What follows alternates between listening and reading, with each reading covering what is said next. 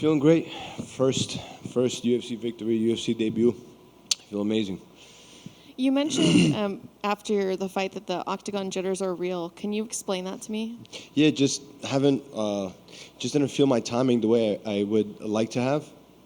But overall, I know, first fights for people's careers can go worse. You know, people lose their first fights or whatever it may be.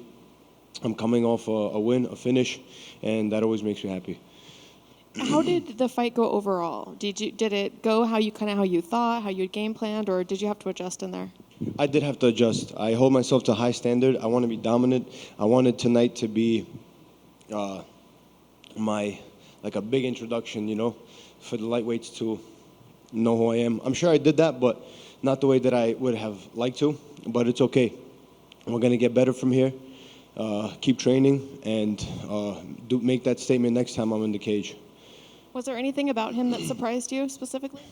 Just his movement, the way he would inch away and then get off a few shots, inch away and get off on a few shots, and it was just hard to time him, and it was hard to let off on him because of where his head was going. That's actually why I have stitches. We collided heads, so his head was going in like unpredictable directions, so it was hard to time him.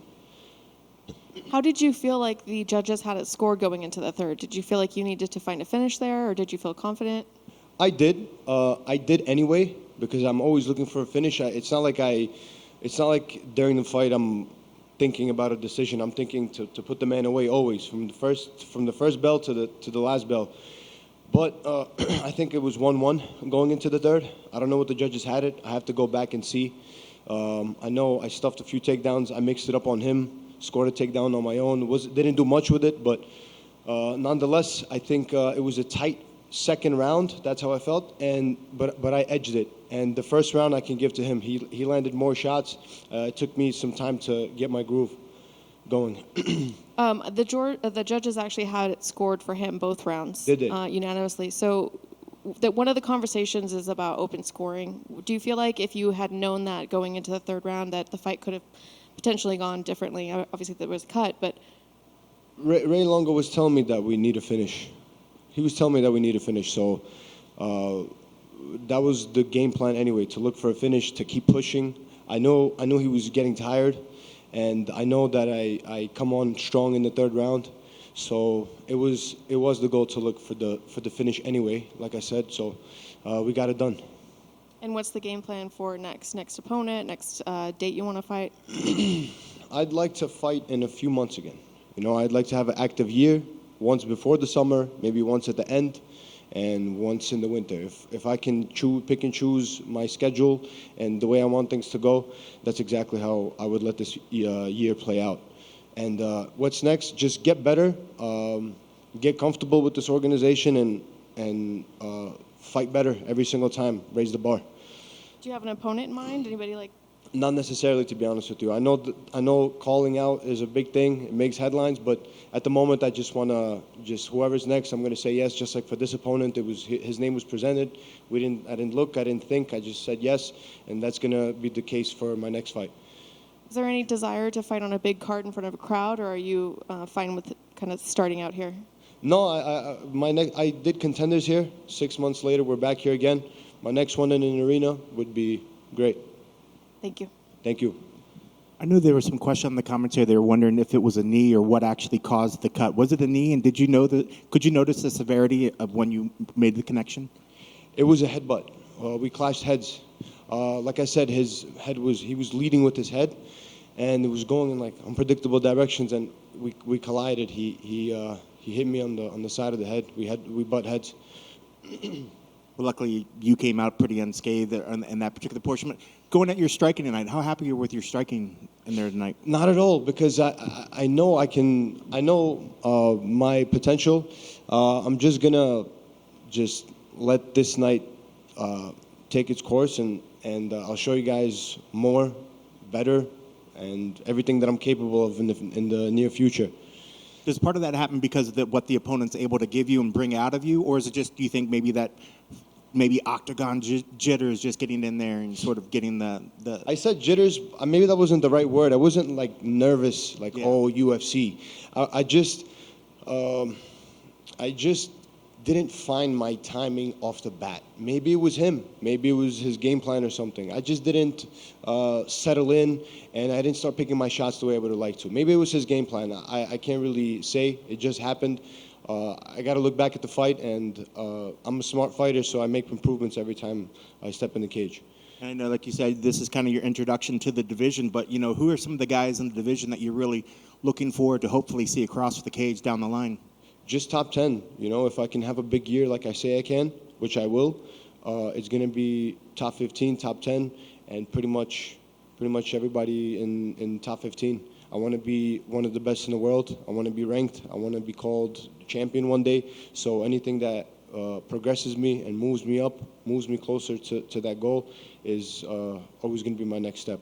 And I'm sure you visualize your future when you want to see that belt. How long till you think it'll take you to where you're I don't know. I think 2 years. 2 years? Yeah, I have a feeling inside that tonight is not going to be, like I said, I hold myself to a high standard. Tonight is not going to be the night where people are bugging out. And it was a good finish, but it's not the night where people are going to be going crazy and saying this guy's.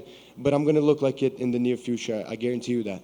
And a lot of times, too, some people say that they need that crowd to sort of get them amped up, and maybe partially being in the Apex, it's a lot quieter than a bigger arena. Are you the kind of fighter that when you're in front of a crowd that you rise to a different level?